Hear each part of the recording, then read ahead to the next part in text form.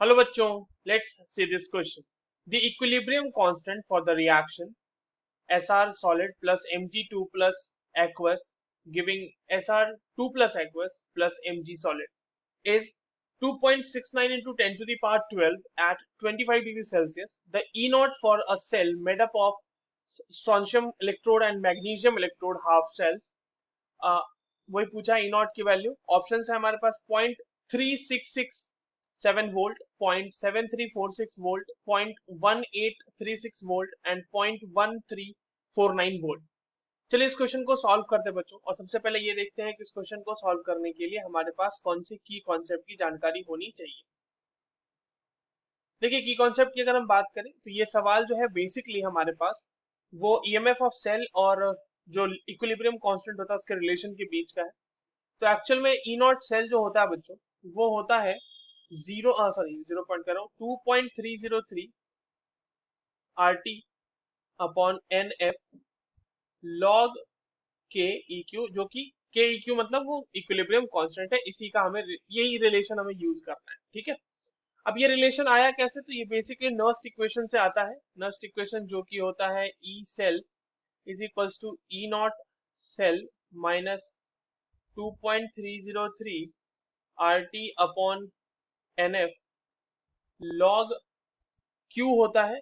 और अगर इक्विलिब्रियम की बात करें हम एट इक्विलिब्रियम, तो वहां पर बच्चों ई सेल जो होता है ना, ईएमएफ ऑफ सेल हो जाता है 0 और क्यू हो जाता है वहां पर इक्विलिब्रियम कांस्टेंट के बराबर.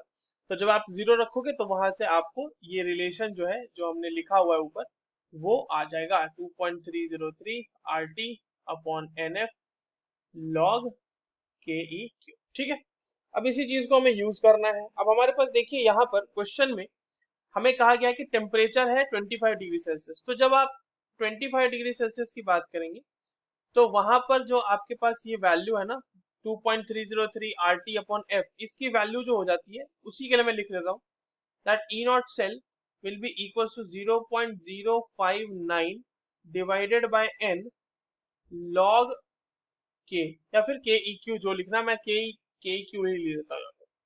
अब आप देखो यहाँ पर जो आपके पास दो रिएक्शंस होंगे बच्चों गिवन सेल के लिए, वो रिएक्शंस क्या क्या है. एक तो है स्ट्रोंशियम से स्ट्रोंशियम 2 प्लस बन रहा है, यानी कि ये स्ट्रोंशियम से स्ट्रोंशियम 2 प्लस बना होगा तो उसने 2 इलेक्ट्रॉन लूज करे होंगे. वहीं पर अगर Mg 2 प्लस है तो उसने 2 इलेक्ट्रॉन गेन किया होगा और वहां से बनाया होगा Mg. तो बेसिकली 2 इलेक्ट्रॉन का एक्सचेंज हो रहा है. 2 इलेक्ट्रॉन आपको जो ऊपर लॉस हो रहा है ना, जो ऑक्सीडेशन प्रोसेस में निकल रहा है 2 इलेक्ट्रॉन, वही रिडक्शन प्रोसेस में 2 इलेक्ट्रॉन गेन भी हमारे पास हो रहा है. तो ये हो जाएगा यहाँ पे n इज इक्वल्स टू 2.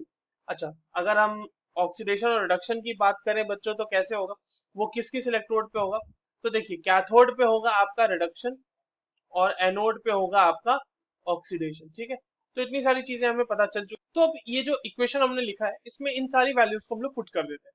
तो ई नॉट सेल की वैल्यू यहाँ से डायरेक्टली आ जाएगी. देखिए, ई नॉट सेल क्या हो जाएगा बच्चों, E not cell will be 0.0591 divided by 2 log, और के की वैल्यू दी हुई है 2.69 इंटू 10 टू दी पावर 12, है ना.